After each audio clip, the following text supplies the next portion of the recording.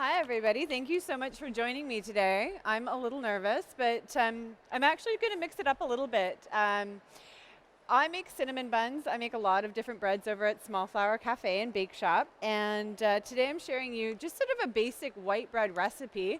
We're selling this at the booth, but the tips and tricks that I want to leave you with today should work on any bread recipe. So stick with what you know and use some of the tips that I give you today and get a little bit creative with your bread recipes again. Let's put the artisan back into bread making, even when it's gluten-free and vegan. I feel like in the reality of going to a gluten-free diet, we have to sort of settle for breads, and breads can be gluten-free and fun. They can be beautiful and they can be delicious. So hopefully with some friends that I met here, Tiffany from Kapow and Michelle from Spread'em, we're gonna mix up our recipes and do some fun stuff here. So our bread mix is basically just a tri-mix of tapioca, sorghum, and corn flours. So I'm gonna start with that and then activate my yeast by adding a little bit of sugar. So the recipe is on the back here. So I've got 500 milliliters of water, 2 tablespoons of yeast, and then a 1/4 cup of sugar. I actually use hot water and instant yeast to activate, hot water and sugar to activate my yeast. And I like to give it a whisk. When you're doing any bread recipe, it's really important because wheat flour has gluten in it, which is a binder. So within the wheat, everything's already combined. You've got the stretch, you've got the protein, you've got the bulk. When we do a tri-mix with adding guar gum, xanthan gum, different things, we have to make sure that our flour is really, really well blended before we start. So I always suggest that on stir, either sift your flours into your bowl, or when you do the stir, give it 5 minutes of mixing to make sure that all of those flours and the gums that you're using are equally distributed. Make sense to everybody, yeah? Basically, that was just, are you listening? She is, yes, excellent, excellent. Stir well, yes, stir well. The nice thing is we've stirred well for you. That's a start anyways. So I know that my yeast is ready when it starts to froth. Usually when I use hot water, that only takes about 2 minutes, about the same amount of time it takes you to assemble your flours and get them in the mixer. The whisking does help a little bit. Alongside my water mixture, I've got 2 tablespoons of olive oil. You can play with the amount of oil and the type of oil that you use. Coconut oil is a really good alternative as well. Personally, I like the flavor that olive oil imparts on the bread, and I just like using really good ingredients. So that's what I chose today. All right. So I'll let you know on this side while my yeast is activating what I've got prepared to make this kind of efficient here. I like to make my cinnamon filling ahead of time, which is just either butter or margarine, 2 tablespoons of cinnamon, and brown sugar. I whip that up really nicely, and I find it so much easier to put it into a piping bag. Then my hands don't get nearly as messy through the whole process. If any of you have done bread making before and transitioned from traditional bread making to gluten-free bread making, it's a different beast. We always complain that everything is really, really sticky. So the 2 tips I'm going to give you are either wet or dry. So either you can have wet hands throughout the entire process and then your bread or your dough will not stick to you, or you can lightly flour your hands and just stay very, very lightly floured through the whole process. A tip is to take whatever flour mix and just do 2 more tablespoons of every ingredient and set them in a bowl. That way you're not changing the ratios that you're using in your recipe. It's just all there for you. So that's what I've got set aside. And I'll show you the difference in both methods. So, all right. So it's not quite frothing, but I think we're good to go with this yeast. So I'm going to add about 3/4 of my water into the mixture, keeping it on low. I'm probably going to splash myself because that's how my day's been going. I don't know about yours. And I start with 3/4 because I want to make sure that I can get all of my oil in. You might have seen that my mixer slowed down there. It's struggling. Gluten-free doughs are really, really hard on mixers. So just be aware of that, and you might have to adjust the amount of water, not just to take it easy on your mixer, but based on the humidity, based on your kitchen. On a cold day, you're actually going to need a little bit more water than you would on a hot day. So I'm slowly adding the rest of my water, and now I want to speed up my mixture just a little bit. I'm waiting to just get goo all over me. That's kind of typical, but.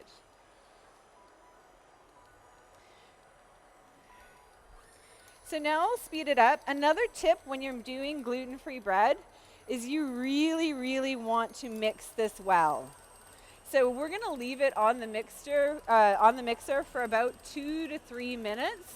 Usually I do about 2 minutes on low and then another 2 to 3 minutes on high.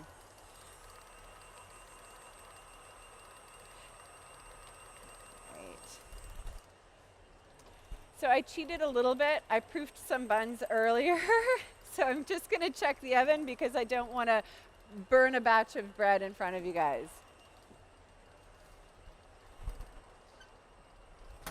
I think you guys are in for a treat in about 15 minutes, so this should all work out well. So the other nice thing about having some extra flour mix set aside is if you end up with batter that's a little too wet, which I think this might be, I can just add a little bit more in, and again, I'm not too worried about the ratios. I think really dough consistency is one of the most important things when you go to make gluten-free bread. It doesn't matter if it's a hot dog, a bun, or a loaf of bread that you're making. You really need to find that magical sort of malleable place with the dough where you can still handle it, but there's enough moisture in it that it's going to leaven properly. Otherwise, you're going to end up with that really dense bread of, gluten-free breads 5 years ago when we hadn't quite figured it out yet. I'm feeling like the magical ratio is coming pretty quick here. Once you figure out a recipe too, touch your dough. Really get familiar with when it works, when it doesn't, what that consistency is like going in, and shoot for that consistency. When I show you guys the rolling method, I don't care what recipe you use, I don't care if you use my flour or not. Just use a dough that you're really comfortable with because you're gonna have greater success when you know that happy moisture level, okay? So I'm gonna carefully check my dough by turning off my mixer. You've done that, right? I have. All right, so this is as I'm touching it, can you guys see? Sticky? This stickiness is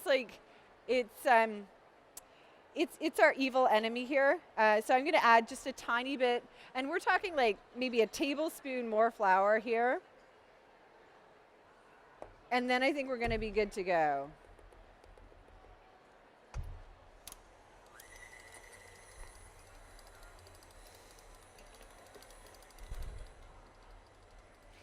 Another thing I like to do before I go and roll out my dough is I keep all of my utensils sitting in water. You can put a little bit of sanitizer if you feel like it, or a little bit of bleach in your water if you feel like it. But I use water just because that way my dough isn't going to stick nearly as much to my utensils, and that helps in the process.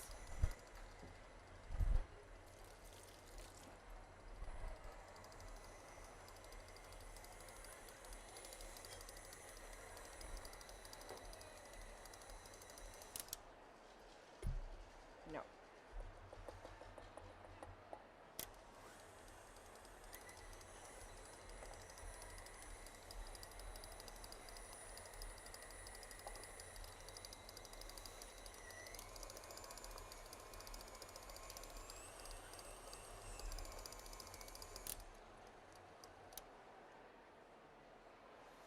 So now I have the dough texture that I want. And I would describe it like really gummy, silly putty. I don't know if that means anything to you guys, but gummy, silly putty is what I'm going for here. I think I'm going to let you guys touch my dough in a minute here.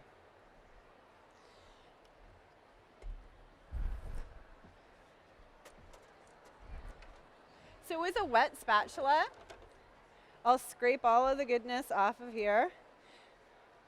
So you can see it can you see? It sort of holds its shape. almost like mashed potatoes here. And it is really important when you're working with this stuff, if you get a little bit of stick anywhere, it's gonna just like glob on and it's gonna stick more and more and more. So we're gonna show you the two methods, one with using sort of like a dry surface and one with using a wet surface. So I thought I would have some fun here. I'm gonna rule the first 2 cinnamon buns and show you the whole process. And then if there's any volunteer who wants to come up and join me, I think I have some friends who I've like roped into joining me here. We can do this together because I think the best way to learn in baking is to really get your hands dirty.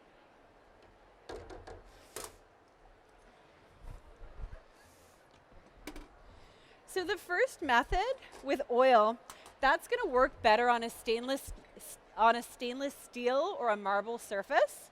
The flouring will work better on a wood surface. So I'm going to oil just a little bit, and I use coconut oil. A little bit on my stainless steel surface, and you saw that I got my hands a little bit oily as well. This is wet, so it's not going to stick too much here. So I use a 3-ounce scoop here. You can also use about a 1/3 cup. It's harder to portion with a cup instead of a scoop because that just pops out nicely. Now check this out. I can actually handle the dough, which is a miracle in okay. Whatever recipe you use, it will work for that one too. They're just tricks. I messed up a lot to learn these tricks. So just again, a little bit more here so that I can actually make that sausage form. So I'll make sure that my oil is spread out here. And now, all right, can you guys see me rolling this? Yeah.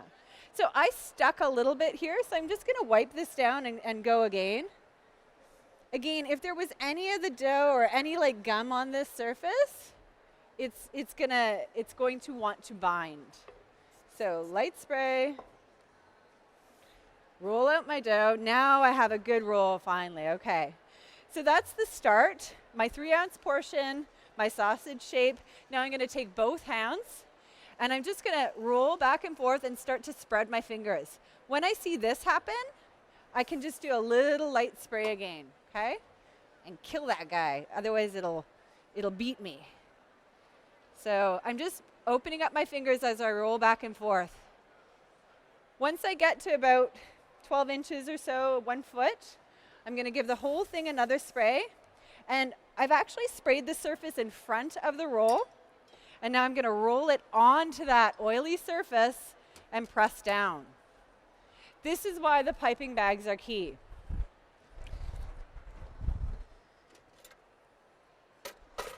I cut the tip off of my cinnamon goo that I had made in advance. Again, butter, cinnamon, brown sugar. I pipe it right on. You can do as much as you want. I like about a medium amount of cinnamon here. And all right, this is like, it's not magic. It really just is preparation. It's the right texture and it's the right surface. I'm just gonna roll this up. I hope you guys can see this okay here. So I just roll it right up and now I have a cinnamon bun. When I put that on my baking sheet, unless I want the bun to sort of like open up and unravel, I want to tuck the tail underneath it. And there we go. All right, so that is 1 cinnamon bun. Let me check my oven and then I'm going to introduce you to 2 of my friends who have actually never made this cinnamon bun. They're so brave, I know. Do you want to come make a cinnamon bun? You can. Yeah, seriously. No? Okay, that's fine. I don't blame you. I'm nervous too.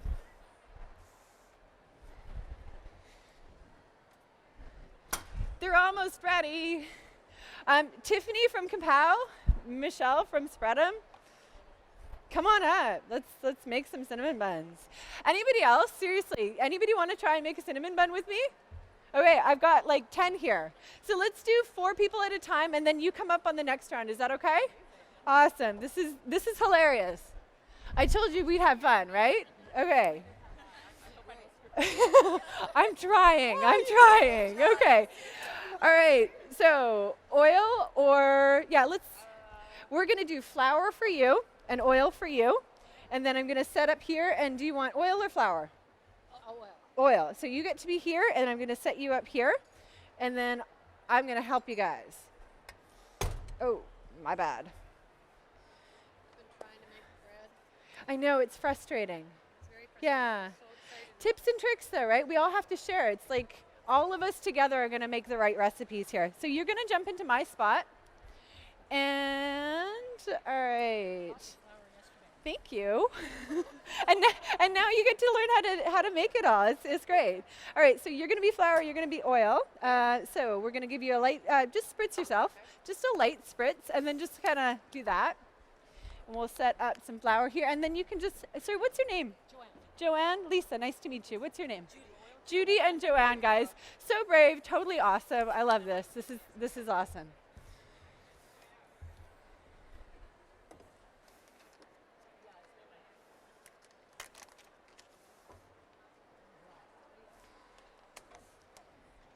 So again, having that extra flour mix is really, really handy.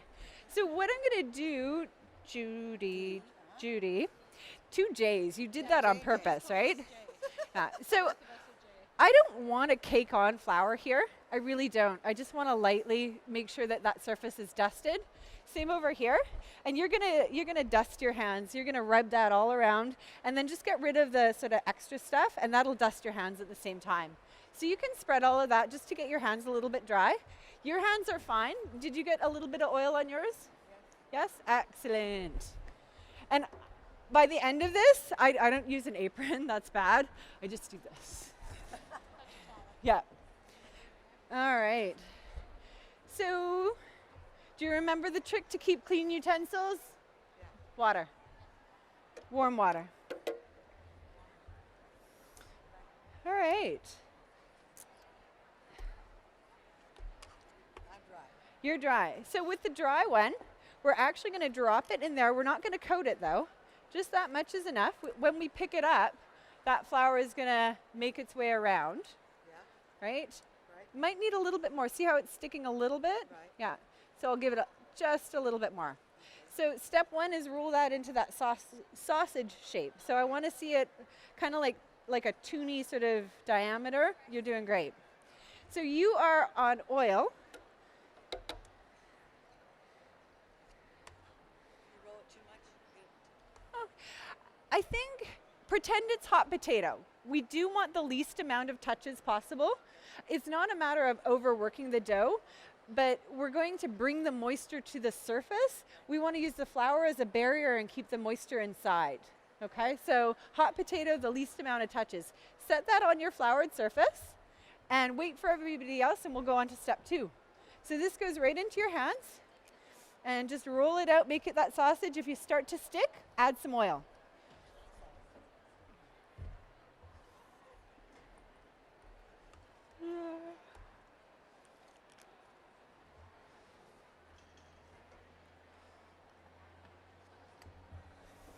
All right, oil, straight into your hands.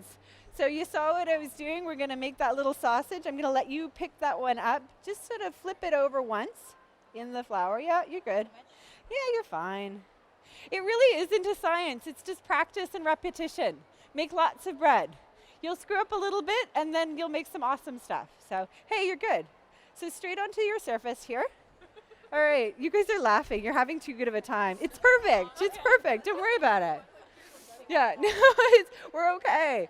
So what I want you to do, we have a little bit too much oil going on there. I can just tell because it's just a little shiny. You're perfect. You get an A, you get a B+. Where did my cloth go? Oh, my cloth is right here.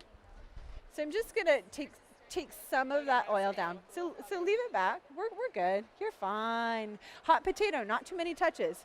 So step 2, we're gonna use both hands in the center of it, roll it back and forth, and as it starts to grab, then we're gonna spread our fingers out and just sort of, it'll roll itself outwards. You're doing well. So we have a little bit too much oil. It's finesse, guys. So you have to practice here. With the oil one, it's like we want it to stick so it rolls, but only a little bit. We're good. You're doing it. I'm gonna do that. Yeah.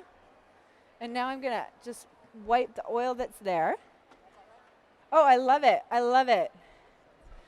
Oh, see? Okay, see, we've reversed. Now you're a B+ and she's an A. I don't know, right? The magic of baking, right? I think I'm learning too with you guys, okay? So beginners will use flours, intermediate will use oil, okay? But we're all winning here, all right. So the next step for our oil gals is to spray ahead of it and then just flip that over so that it is on the oiled surface before we press down. If we don't do that step, we'll have a hard time rolling it up and it's gonna stick and get gooey. So I'm gonna give you a little spray and I want you to sort of push it or roll it over onto that sprayed surface, okay? Same with you. Now my flour girls, it's the small flour. I didn't even plan that one.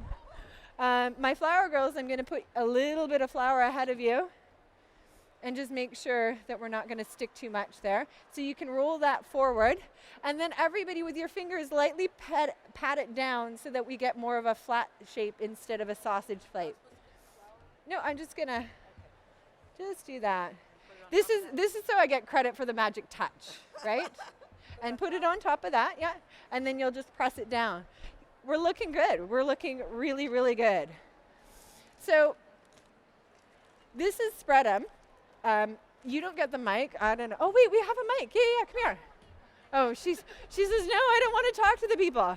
Her cashew beet spread is ridiculously good. I know very little about it other than it's ridiculously good, and she's super awesome for coming up.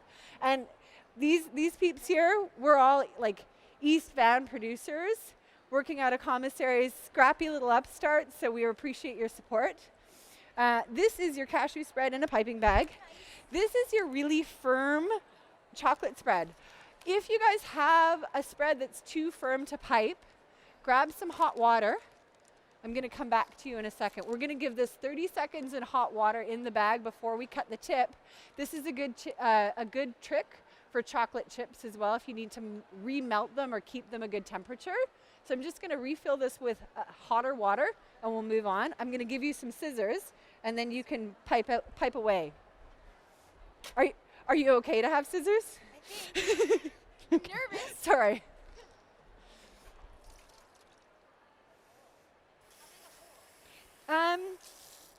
I want to see a little bit smaller, but that's okay. No, you're fine. She just wants to use more of her spread. It's fine. So what we want to see is about a 1/4 inch line. So you know what? You're good. What do I know? What do I know? All right. And then here we have 2 cinnamon mixes. So we want to cut that tip at right about there. Yeah, I like that. And we don't want to cook that, so I'll keep them both. I love it. How much butter? The recipe for my Cinnafil, but use whatever suits you. Let me grab my oven here, or I'm gonna burn stuff, which I tend to do. You're perfect. Yeah, you're perfect. Right, hot behind you, ladies. Teaser. Oh yeah, I'm gonna give those out.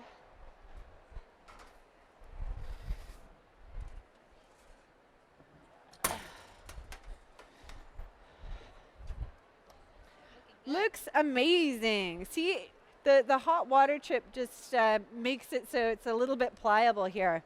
All right, we're in the home stretch here. This is awesome. So you're gonna grab from left to right. Oh, so extra goo. Are you gonna complain about a cinnamon bun with extra goo? So left to right. And actually, I'm gonna stop you for 1 second. I brought you something. I had mentioned in the beginning that this technique and these buns can be sweet, cinnamon filling, chocolate filling, but they can also be really healthy and awesome. Cashew beet spread, are you kidding? When you roll these up, throw some leaves in. Hi. Look at that, looks awesome. So Just randomly or just all the way just across? randomly, Okay. yeah. I see, now I'm giving you the extra challenging one. And it doesn't have to look like a perfect roll like everybody's. Yeah, this is gonna bloom like a flower and just look amazing. I've got some examples to show you guys in a second here. Okay, You're doing awesome. Wow, those are perfect. Throw them on. So what's happening is these buns are proofing right now. Yeah, so as they proof, they're gonna start to swell up. So you can already see that happening. These look great, ladies. You did such a fantastic, fantastic job. Now, will the taste be different depending on No. whether you use the oil or the dye? No, the only thing is sometimes the drier ones, if you're using flour, you might take a little bit longer to proof. That's the only effect. Because the moisture level inside the dough, we're just trying to put a coating, either flour or oil, and keep that moisture level inside, but make it so that we can work. And like everybody, show me your hands. We have clean hands. Yeah. Gluten-free dough, right? We have clean hands. Like this is like, no, but like it's not sticking to us. Oh, yeah. Right? Normally when I'm working with this stuff, it sticks to everything. So just get that barrier, whichever one you choose, okay? Awesome, so throw that on there. Make sure you tuck the tail or it will unravel. That looks awesome. You're totally good. I'm gonna help you here because I gave her an extra challenge. She's like, what do I do? I don't blame you, you're fine. All right. So these can look, the savory rolls, they can look absolutely sloppy when you're doing this. They're going to bake out and look amazing, okay? I love it, I love it. I'm gonna just do one more demo. Thank you so much. I'm gonna bake these off and I'm gonna feed some people. Thank you so much for demoing with me and being volunteers. I have to look at my time and see if we have enough time to do 2 more volunteers here. Give me 1 sec. What do we have for time? Anybody have a watch? Oh, in my phone, maybe, yeah.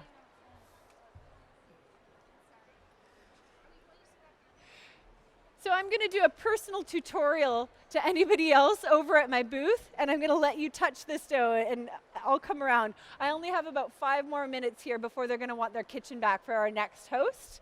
So thank you guys. Can I get a round of applause for my volunteers? Like, you guys, amazing. I love it. So look at their accomplishment here. I'm going to throw this in the oven and hope the next person on isn't mad at me. I'll feed them a cinnamon bun. It'll be fine.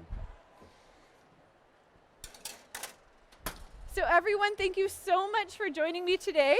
I have some icing. I'm going to ice up these sticky warm cinnamon buns and feed some of you. And what I'd like to show you is, before I wrap up,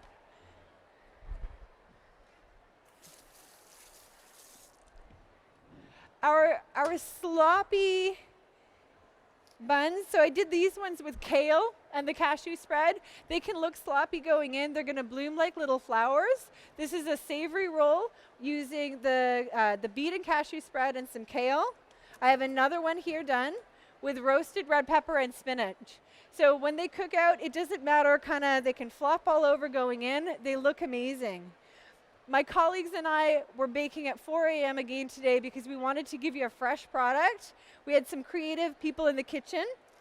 We did peanut butter jelly buns, okay? Peanut butter jelly buns. I had some of the cacao chocolate spread, so I made some of those guys. And what else did we do? We did a blueberry almond bun, and we did a pesto hummus with arugula bun. So crazy, crazy awesome stuff. For more information, check out the website. I'm posting little how-to videos, like 1-minute shorts, and let me frost these up and feed some of you guys. We have more cinnamon buns at the booth, lots of samples. Thank you so much for coming out today, everyone. Thank you.